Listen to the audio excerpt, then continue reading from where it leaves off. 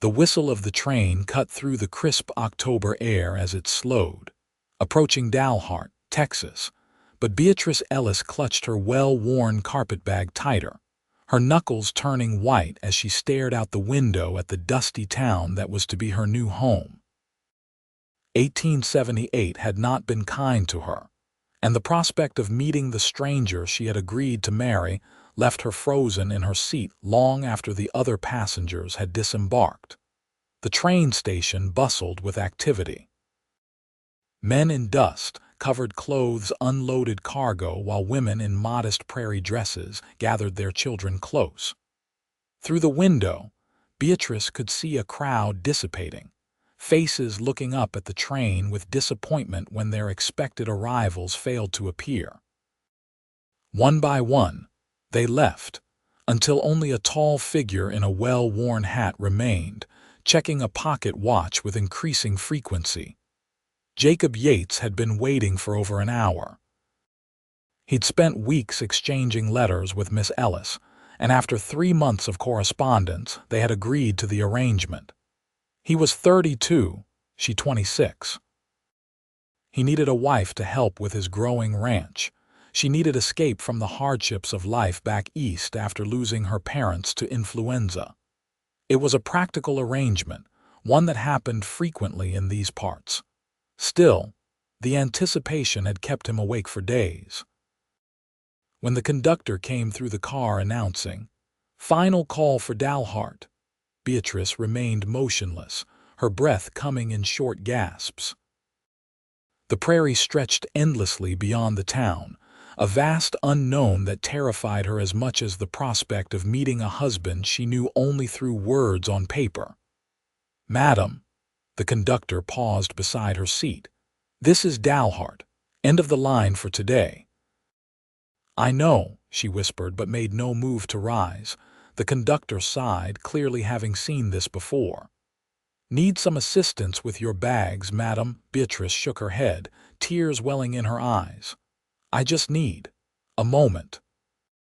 With a sympathetic nod, the conductor moved on, leaving her alone with her thoughts. Outside, the tall figure continued to wait, scanning the emptying train.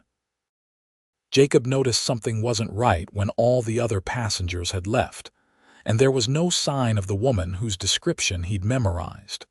Brunette hair, blue eyes, medium height, wearing a navy traveling dress. He'd rehearsed his greeting 100 times, wanting to make her feel welcome despite the strangeness of their situation. After conferring with the station master, Jacob climbed aboard the train. The conductor pointed him toward the rear car, where a solitary woman sat rigid with fear. Jacob removed his hat as he approached, his footsteps deliberately slow and measured on the wooden floor of the passenger car. Beatrice looked up at the sound, her heart racing. The man standing in the aisle was tall and broad-shouldered, with sun-weathered skin and kind eyes. His brown hair was slightly too long, curling at the collar of his simple shirt, and a respectful distance separated them. "Miss Ellis." His voice was gentle, deeper than she had imagined from his letters. She nodded, unable to speak. Instead of pressuring her to leave, Jacob simply sat in the empty seat beside her, placing his hat on his knee. "I'm Jacob Yates," he said, keeping his hands folded atop his hat. "I reckon this is almighty overwhelming." The simple acknowledgement of her fear brought fresh tears to Beatrice's eyes. "I'm sorry," she managed. "I thought I was prepared, but now that I'm here." "No need to apologize," he said. "Uprooting your whole life takes courage, more courage than most men I know possess." They sat in silence for several minutes. The train crew bustled around, preparing for the night, but made no move to disturb them. "It's different from what you expected," Jacob observed, looking out at the town through her window. "Everything is different," she confessed. "The air, the sky, the land. It's so vast." "It scared me too when I first came west," he admitted. "Felt like I might just float away without all those buildings and trees to hold me down. That coaxed a small smile from her. Exactly. Jacob reached into his pocket and pulled out a small leather pouch. I got a room reserved for you at Mrs. Peterson's boarding house. It's yours for as long as you need, whether that's a night or a month or— He hesitated. Or if you decide this isn't the place for you after all. The unexpected offer of freedom loosened something in Beatrice's chest. You'd let me go back, he nodded solemnly. I didn't bring you here to trap you, Miss Ellis. That wouldn't be right. The train whistle blew again, a warning that they needed to disembark soon. Beatrice looked at the man beside her, comparing him to the person she had imagined through his letters.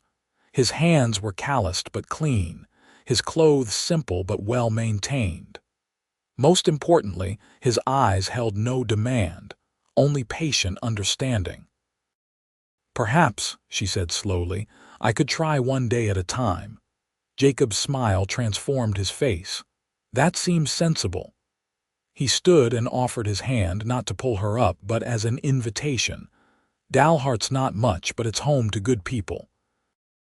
I think you might find a place here, if you're willing to give it a chance. Beatrice took a deep breath and reached for his hand. It was warm and strong, enveloping hers without crushing it. With his support, she stood on legs that had gone numb from sitting too long. There we go, he said, releasing her hand once she was steady. May I carry your bag? She relinquished her carpetbag and allowed him to lead the way off the train. The late afternoon sun was bright after the dimness of the train car, and Beatrice squinted as they descended to the platform. Mr. Yates, she said as they walked slowly toward the street, in your letters you mentioned a ranch. Yes, madam, about 5 miles outside of town. Nothing fancy, but the house is solid and I've been fixing it up these past months. And you raise cattle, he nodded. Started with 20 head 4 years ago, up to nearly 200 now. Good grazing land. They reached the main street, a dusty thoroughfare lined with wooden buildings. Men on horseback passed by, tipping their hats respectfully at the sight of a lady.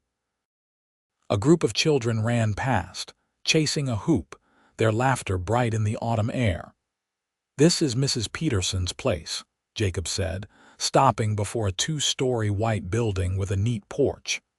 Best cook in 3 counties, and she doesn't tolerate any foolishness under her roof. As if on cue, the door opened and a plump woman in her 50s emerged, wiping her hands on her apron. There you are, I was beginning to worry.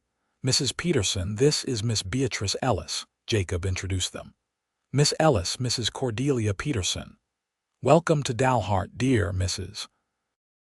Peterson said warmly. Your room is all ready. You must be exhausted after such a long journey. The motherly concern in her voice nearly undid Beatrice. Thank you. It has been quite an adventure. Jacob set her bag down on the porch. I'll call on you tomorrow, Miss Ellis, if that's agreeable. Perhaps show you around town a bit. I'd like that, she replied, surprised to find she meant it. He smiled, placed his hat back on his head and tipped it slightly. Until tomorrow, then. Mrs. Peterson will take good care of you. As he walked away, Beatrice felt Mrs. Peterson's hand on her arm. Come inside, dear. I've got stew on the stove and fresh bread just out of the oven. Nothing settles the nerves like a hot meal. Beatrice followed her inside, already feeling lighter than she had on the train. Perhaps she could do this one day at a time after all. Jacob returned to his horse tied outside the general store, his mind racing with thoughts of Beatrice Ellis. She was just as her letters had suggested, thoughtful, articulate, and possessing a quiet strength beneath her obvious fear. He hadn't expected her beauty, though.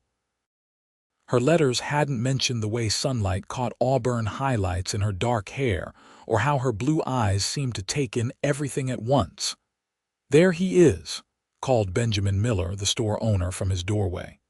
So, did she arrive? She did, Jacob confirmed, untying his horse. And is she everything you hoped for? Benjamin pressed, clearly hungry for gossip in the small town. Jacob considered his answer carefully. She's a lady who's traveled a long way to a strange place. She deserves time to adjust before becoming the subject of town talk. Benjamin's eyebrows rose. Well, I'll be Jacob Yates, defender of a lady's privacy. Never thought I'd see the day. Times change, Ben, Jacob replied, mounting his horse. I've got to get back to check on that new calf. See you tomorrow. As he rode out of town toward his ranch, Jacob replayed the brief meeting with Beatrice in his mind. Her fear had been palpable, but so had her courage in eventually stepping off that train. It had taken him 3 years after arriving in Texas to write for a bride, wanting to establish himself first, to have something worthwhile to offer. Now that she was here, he was determined to prove worthy of her trust. The next morning dawned clear and cool, perfect autumn weather. Beatrice woke early, having slept better than expected in the clean, simple room Mrs. Peterson had prepared. The boarding house was quiet, most of its residents already gone about their daily business. Downstairs, Mrs. Peterson was rolling out dough for biscuits. "Good morning, dear. Sleep well." "Yes, thank you," Beatrice said, accepting the offered cup of coffee. "That's good to hear. Mr. Yates said he'd be by around 9 to show you the town. He's reliable, that one, not like some who make promises they don't keep." Beatrice sipped her coffee. "Have you known him long?" "Since he first came to Dalhart, about 7 years ago now. Worked as a hand on the Maxwell Ranch until he saved enough to buy his own place. Never been one for carousing or trouble. Church every Sunday, pays his bills on time." Mrs. Peterson looked up from her dough with a knowing smile. "If you're wondering if he's a good man, the answer is yes. I wasn't." Beatrice began, then sighed. "Perhaps I was. It's difficult, coming all this way to marry someone you've only met through letters." "Of course it is, dear, but Jacob Yates is true to his word. Whatever he promised in those letters, he'll honor it." After breakfast, Beatrice changed into her best day dress, a modest blue cotton with small white flowers embroidered at the collar. She was pinning up her hair when a knock came at the front door downstairs. Jacob stood on the porch, hat in hand, looking freshly shaved and wearing a clean white shirt under his vest. His smile when he saw her was genuine and warm. "Good morning, Miss Ellis. I hope you slept well." "I did, thank you." She stepped outside, surprised by how much easier it felt today to face this new world. In the morning light, Dalhart looked less intimidating, a busy little town waking up to its daily routine. "I thought we might start with a tour," Jacob said as they walked down the street. "It's not New York City, but we have most of what folks need." He showed her the general store, the small schoolhouse, the church where services were held every Sunday, and the doctor's office. People nodded politely as they passed, clearly curious but respectful. "And this is our pride and joy," Jacob said as they approached a new brick building. "The library, only opened last year, but Mrs. Campbell has been collecting books for years. She lets people borrow them, keeps track in a big ledger." "A library," Beatrice's face lit up. "I didn't expect." "That is, I love to read." "I remember you mentioned that in your letters," Jacob said. "Thought you might like to see it." Inside, the small library was cool and quiet. Shelves lined the walls, not fully filled but containing a respectable collection. A gray-haired woman looked up from her desk. "Jacob Yates, is this your Miss Ellis I've been hearing about?" "Mrs. Campbell, may I present Miss Beatrice Ellis?" "Miss Ellis, Mrs. Campbell was our school teacher until last year." "Welcome to Dalhart, Miss Ellis," Mrs. Campbell said, assessing Beatrice with kind but shrewd eyes. "Any friend of books is a friend of mine. Feel free to borrow anything that catches your interest." "Thank you," Beatrice said sincerely, already scanning the shelves. She paused at a familiar spine. "You have Jane Eyre, one of my favorites," Mrs. Campbell nodded approvingly. Mine too, Beatrice admitted, carefully taking the book from the shelf. I had to leave my copy behind, too heavy to bring. Then you must borrow ours, Mrs. Campbell insisted. Consider it a welcome gift. Outside again, with the book carefully wrapped and tucked under her arm, Beatrice felt more at ease than she had since leaving Pennsylvania. "Thank you for bringing me here," she told Jacob.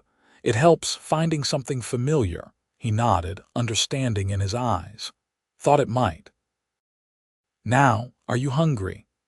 The hotel serves a fine lunch. Over beef stew and fresh bread at the small hotel restaurant, they talked more freely than they had the day before. Jacob told her about his ranch, the challenges of the last drought, and his hopes for expanding next year. "What made you decide to come west?" Beatrice asked. Jacob's expression grew thoughtful. "After the war, Pennsylvania didn't feel the same. Too many ghosts, I suppose. My older brother didn't come home, and my parents—" He paused. "They weren't the same after. I needed a fresh start." "I'm sorry about your brother," she said softly. "Were you in the war as well?" He nodded.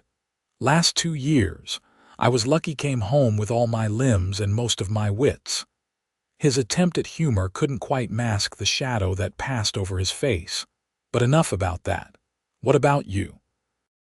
"Your letters mention teaching." "Yes, I taught at a small school outside Philadelphia. After my parents died, the position kept me afloat, but—" She hesitated. "But it wasn't enough," Jacob guessed. "The school closed," she explained. "Too many families moving west." "Suddenly I had no position, no parents, and a cousin offering to generously let me serve as her children's unpaid governess." Jacob winced. "Not much of an offer." "No," she agreed. "So when I saw your advertisement, it seemed like Providence." "And now?" he asked quietly. "Now that you're here, does it still?" Beatrice considered the question honestly. "I'm not sure yet, but I'm glad I came." After lunch, they walked to the livery stable where Jacob had left his wagon. "I thought if you're willing I might show you the ranch," he suggested. "No obligations, just so you can see it. We'd be back before dark."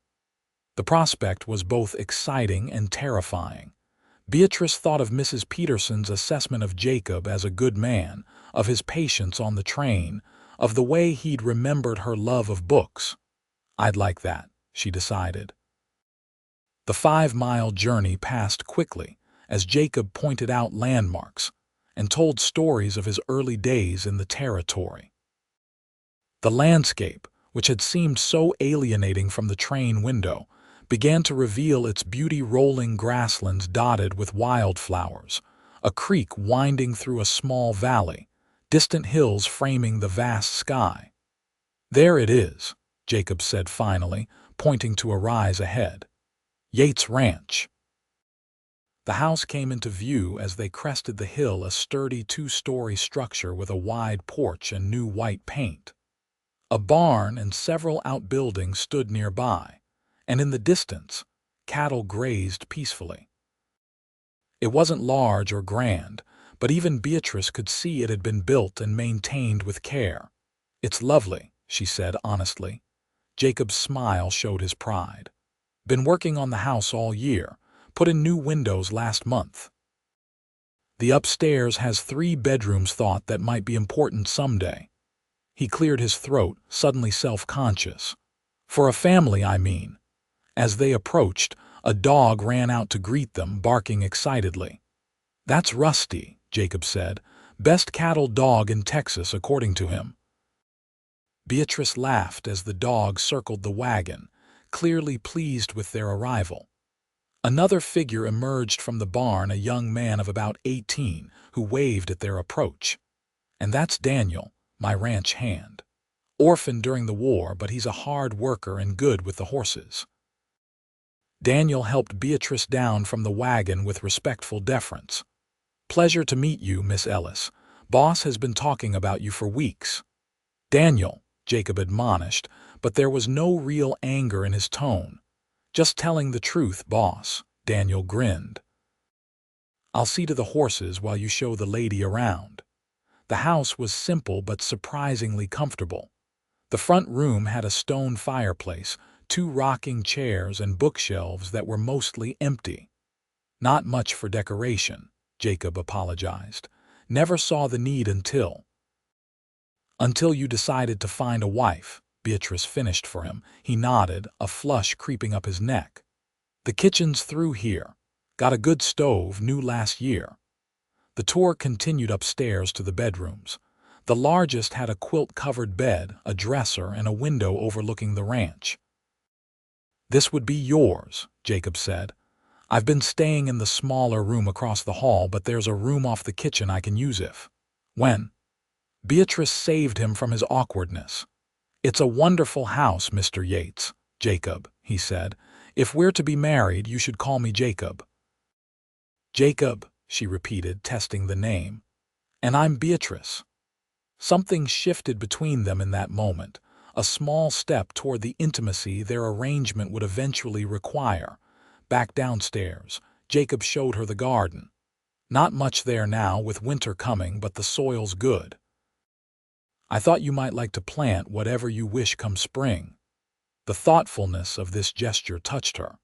He'd not only considered her practical needs, but had left space for her to create something of her own. As the afternoon waned, they sat on the porch with coffee. Rusty sprawled at Beatrice's feet, having decided she was acceptable company. "I should get you back to town before dark," Jacob said eventually. "But I wanted to say, I know this isn't how most people begin a marriage. It's unusual and difficult, especially for you, leaving everything familiar behind." Beatrice watched a hawk circling over the distant fields. "Life doesn't always follow the path we expect." "No," he agreed. "But I want you to know that I meant what I said yesterday. You're not trapped here. If, after getting to know me and Dalhart better, you decide this isn't the life you want, I'll understand." She turned to look at him directly. "And if I stay," his eyes held hers steadily, "then I'll do everything in my power to make sure you never regret that choice." On the ride back to town, Beatrice found herself seeing the landscape with new eyes. The vast openness that had frightened her now seemed full of possibility. Jacob was different from the men she'd known back east, less polished perhaps, but honest in a way that was refreshing. At the boarding house, he helped her down from the wagon, his hand strong and careful at her waist. "Would you allow me to call on you again tomorrow? Perhaps we could attend church together on Sunday." "I'd like that," she said, and meant it. That night, as Beatrice prepared for bed, she found herself imagining life at the ranch, mornings spent tending a garden, afternoons reading on the porch, evenings by the fire. It was a simple vision, but not an unpleasant one. Jacob Yates might be a stranger still, but he was becoming less so by the hour. Over the next 2 weeks, they fell into a pattern. Jacob would come to town every other day, sometimes just for lunch, sometimes to take her on drives through the countryside. They attended church together that Sunday, where Beatrice was introduced to what felt like the entire population of Dalhart. "You're good with people," Jacob observed after she'd charmed old Mr. Henderson, who everyone else found irritable and difficult. "I had practice as a teacher," she explained. "Children or the elderly, they all just want to be heard." On days when Jacob stayed at the ranch, Beatrice explored Dalhart on her own, gradually building a map in her mind of its streets and residents. She spent hours in the library, volunteered to help Mrs. Campbell with cataloging new books, and even assisted at the school one afternoon when the teacher was ill. "You're settling in," Mrs. Peterson remarked over dinner one evening. "Beginning to look like you belong here." The observation surprised Beatrice. "Do you think so?" "I do. And if you don't mind my saying, you've done Jacob Yates a world of good. Man's been smiling so much his face might crack."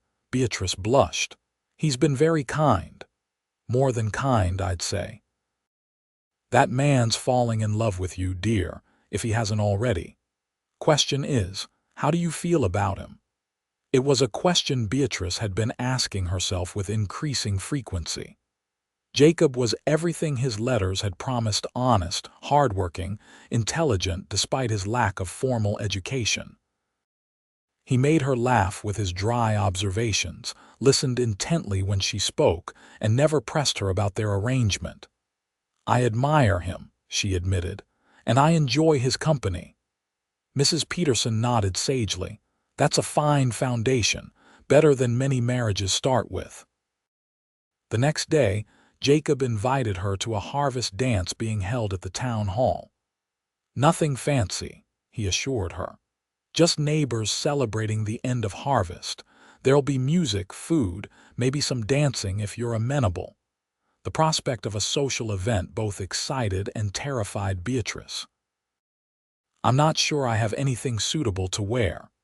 "You could go in sackcloth and still be the most beautiful woman there," Jacob said, then immediately looked embarrassed at his boldness. The compliment warmed Beatrice more than it should have. "In that case, I accept your invitation." The night of the dance, Beatrice wore her best dress, a deep blue with modest lace at the collar and cuffs. Mrs. Peterson helped arrange her hair, pinning it up with a mother-of-pearl comb that had been her own as a young woman. "Something borrowed," Mrs. Peterson said with a wink. "For luck." When Jacob arrived to escort her, his reaction was worth every minute spent preparing. He stood speechless for a moment before finding his voice. "You look—" "I don't have the words, Beatrice." She took in his clean-shaven face, his best shirt and vest, the way he'd tamed his usually unruly hair. "You look very handsome yourself." The town hall had been transformed with autumn decorations, dried corn husks, pumpkins, and colored leaves adorning every surface. Lanterns cast a warm glow over the proceedings, and a small group of musicians played lively tunes in the corner. "Jacob, Miss Ellis." Benjamin Miller waved them over to where he stood with his wife. "Glad you could make it. Martha's been eager to meet the lady who's got our Jacob acting like a lovesick calf." "Benjamin," his wife scolded, but her eyes twinkled with the same curiosity. "Don't mind my husband, Miss Ellis. He thinks because he owns the store he owns all the town's business too." "It's a pleasure to meet you, Mrs. Miller," Beatrice said sincerely. As the evening progressed, Beatrice was introduced to countless residents of Dalhart and the surrounding farms. Everyone was welcoming, if openly curious about the woman Jacob Yates had sent for from back east. When the band struck up a waltz, Jacob turned to her. "Would you do me the honor?" Dancing had been one of the few social pleasures Beatrice had enjoyed in Philadelphia, but she hadn't expected to find it here. "You dance, Mr. Yates." A smile played at the corner of his mouth. "Poorly, Miss Ellis, but with enthusiasm." He was being modest. Jacob led her through the waltz with surprising grace for a man who spent his days on horseback. His hand was warm at her waist, his steps sure as they moved among the other couples. "You're full of surprises," she said as they turned. "Is that good or bad?" "Good," she decided. "Definitely good." As the night wore on, they danced several more times, drank sweet cider, and ate until they couldn't take another bite of the delicious home-cooked food that covered the long tables. "Want to step outside for some air?" Jacob suggested after a particularly energetic reel left them both breathless. The night air was cool and refreshing after the warmth of the hall. Stars blanketed the sky more than Beatrice had ever seen in Philadelphia. "It's beautiful," she said, gazing upward. "Yes," Jacob agreed, but when she glanced at him, he was looking at her, not the stars. The intensity in his eyes made her heart beat faster. "Beatrice," he said quietly, "I know it's only been a few weeks, but I want you to know. My feelings for you have grown beyond our arrangement. I find myself thinking about you constantly. Your smile, your mind, your kindness." She felt a blush rising to her cheeks. "Jacob, you don't need to say anything," he assured her quickly. I just wanted you to know where I stand. Our agreement still holds you're free to return east if that's what you want." Beatrice looked up at him in the starlight. This man who had been patient and kind, who had given her space to decide her own future. In that moment, she realized her decision had already been made, perhaps as far back as that day on the train when he'd simply sat beside her instead of forcing her to leave. "I don't want to go back," she said softly. Hope flared in his eyes. "No," she shook her head. "I want to stay in Dalhart." "With you?" Jacob took her hand, his touch gentle but sure. "Are you certain? I don't want you to feel obligated." "I'm certain," she confirmed. "These past weeks have shown me that I can build a life here, a good life." She gathered her courage. "And I've developed feelings for you as well." The joy that transformed his face was beautiful to behold. "Beatrice," he whispered, leaning closer. Their first kiss was gentle, a promise exchanged beneath the Texas stars. When they parted, Beatrice felt as though something fundamental had shifted within her, fear giving way to hope, uncertainty to possibility. "Does this mean," Jacob asked, his voice rough with emotion, "that you're agreeable to proceeding with our marriage?" "Yes," she said, surprising herself with how right it felt. "I think it does." They were married 2 weeks later in the Dalhart church, with Mrs. Peterson standing up for Beatrice and Daniel serving as Jacob's best man. The entire town turned out for the occasion, filling the small church to capacity. Beatrice wore a new dress ordered specially from Amarillo, ivory with delicate embroidery. Jacob looked handsome and slightly nervous in his best suit, his eyes never leaving her face as she walked down the aisle toward him. The ceremony was simple but meaningful. When they exchanged vows, Beatrice's voice was clear and confident, all traces of the frightened woman on the train gone. This was her choice now, made not from desperation but from growing love. "I now pronounce you man and wife," the minister declared. "You may kiss your bride." Their second kiss was witnessed by the entire town, but Beatrice barely noticed the cheers and applause. All she could focus on was Jacob, her husband, and the future they would build together. The celebration afterward at the town hall was joyous. People brought food and gifts, the band played well into the night, and toasts were made to the happiness of the newlyweds. "You've made me the happiest man in Texas," Jacob told her as they danced their first dance as husband and wife. "And I'm happier than I ever thought possible," she replied honestly. When they finally departed amid cheers and well wishes, Jacob drove them not to the boarding house but toward the ranch, their home now. "I have something to show you," he said as they approached the house, which was lit with lanterns Daniel had obviously prepared before discreetly making himself scarce. Inside, Beatrice gasped in surprise. The previously sparse front room had been transformed. New curtains hung at the windows, a colorful rug covered the wooden floor, and the bookshelves were now filled with books. "Jacob, what did you do?" "Been collecting them for weeks," he admitted. "Every time I went to Amarillo for supplies, I'd visit the bookshop, and Mrs. Campbell helped with suggestions." Beatrice ran her fingers along the spines, recognizing classics she'd loved and titles she'd longed to read. "This is the most thoughtful gift anyone has ever given me." "There's more upstairs," Jacob said, suddenly shy again despite their newly married status. "If you'd like to see." The master bedroom had been similarly transformed with new linens, a dressing table, and a small writing desk by the window. "I thought you might like to write letters or lesson plans," he explained, "if you decide to teach again someday." Overcome with emotion, Beatrice turned and wrapped her arms around him. "Thank you for making this feel like home." His arms encircled her, strong and secure. "That's all I want, Beatrice, for you to be happy here, with me." As autumn gave way to winter, Beatrice adjusted to life as a rancher's wife. There was much to learn: how to manage a household far from town, how to cook on a wood-burning stove, how to make do when supplies ran low during bad weather. But each challenge met left her feeling more capable, more connected to this land that had once seemed so alien. Jacob proved to be a patient teacher and a devoted husband.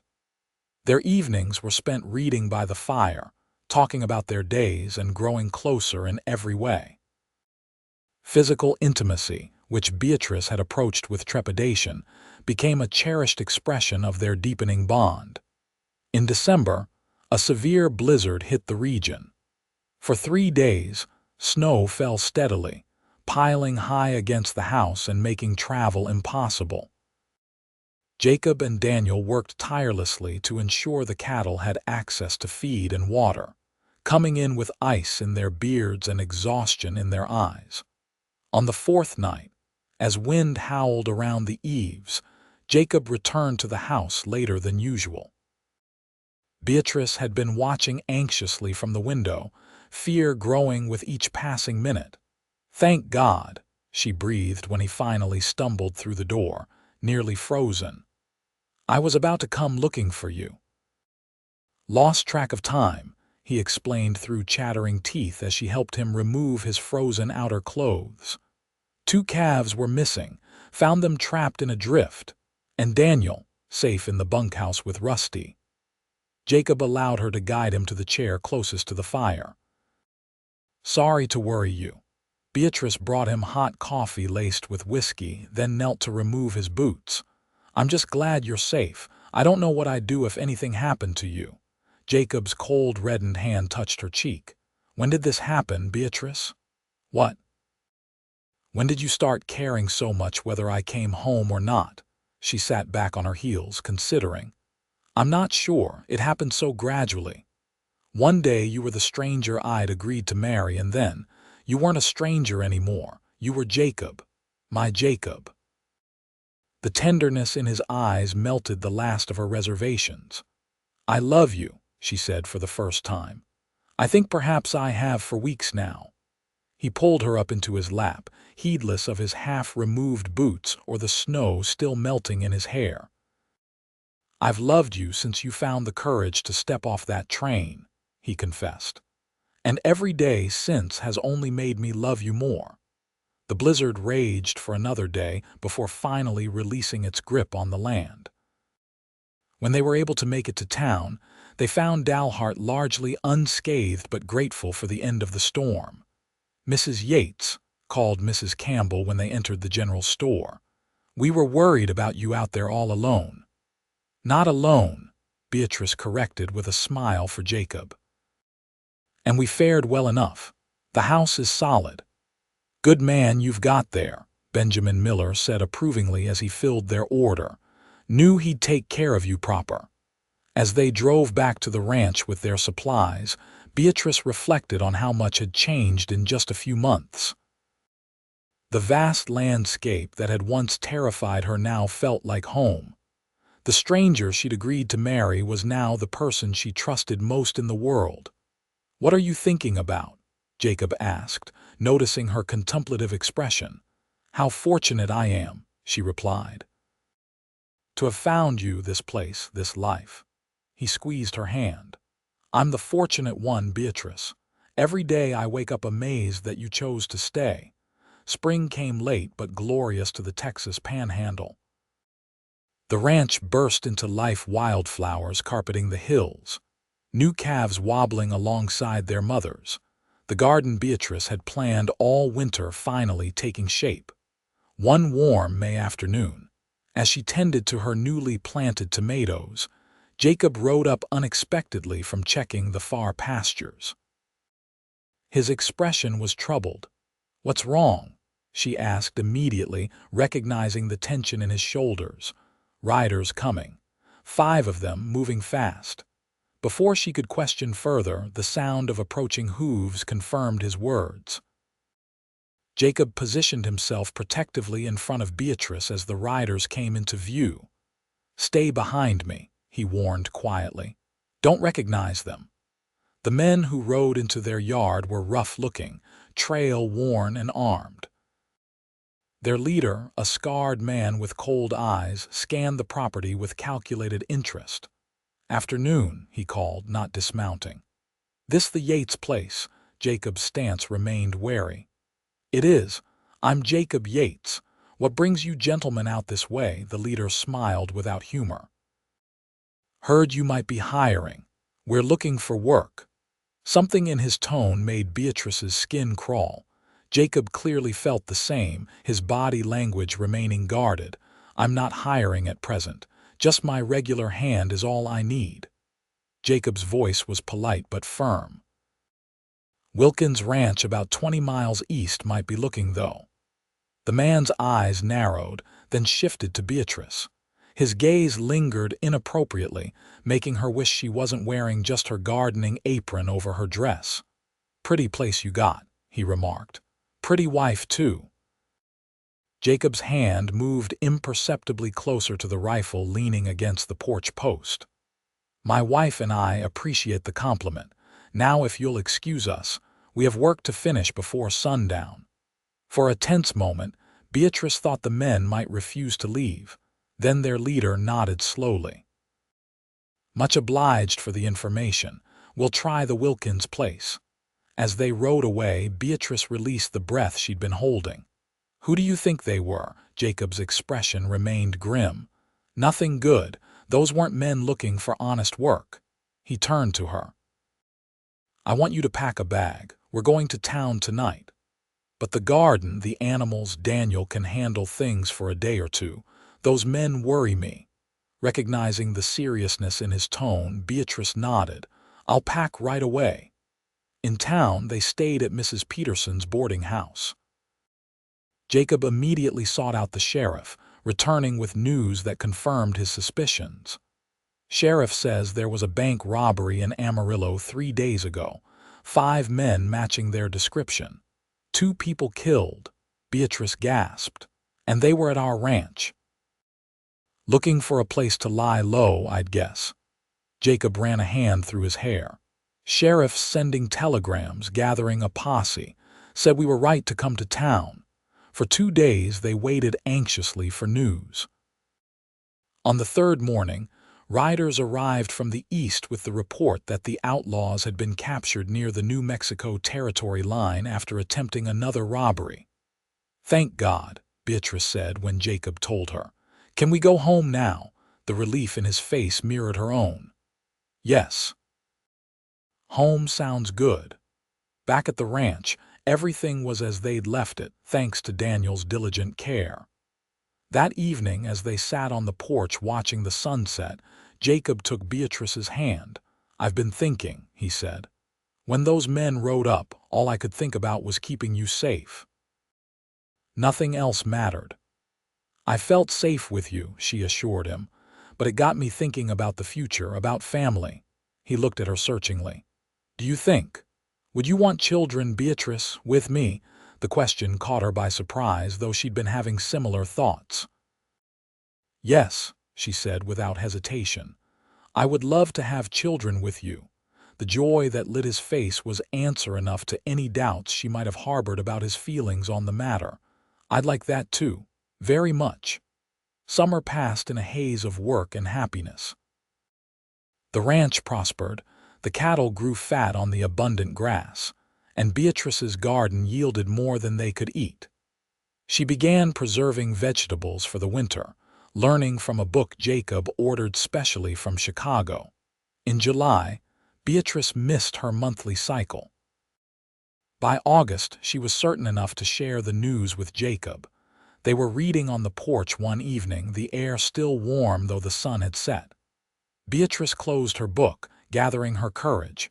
"Jacob, I have something to tell you." He looked up, immediately attentive. "What is it?" "I believe, that is, I'm quite certain." She took a deep breath. "We're going to have a baby, probably in early March." For a moment, Jacob sat perfectly still as if processing her words. Then he was on his knees before her chair, gathering her hands in his. "A baby, you're sure?" She nodded, smiling at his reaction. "As sure as I can be."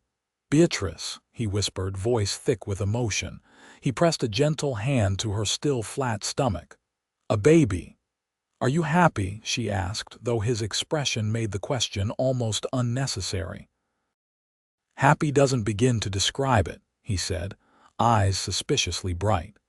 I love you so much. As her pregnancy progressed, Beatrice found herself surrounded by support. Mrs. Peterson and the other women of Dalhart showered her with advice and hand-sewn baby clothes. Jacob was attentive to her every need, insisting she rest when she tried to do too much. I'm pregnant, not invalid, she protested when he took the broom from her hands one December day. Humor me, he said with a smile that still made her heart skip. I like taking care of you. Winter settled over the ranch, milder than the previous year. On Christmas Eve, they sat by the fire after a simple but delicious dinner. I have something for you, Jacob said, retrieving a small package from behind the bookshelf.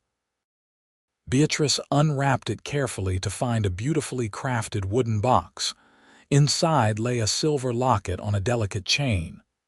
Oh, Jacob, it's beautiful. Open it, he urged.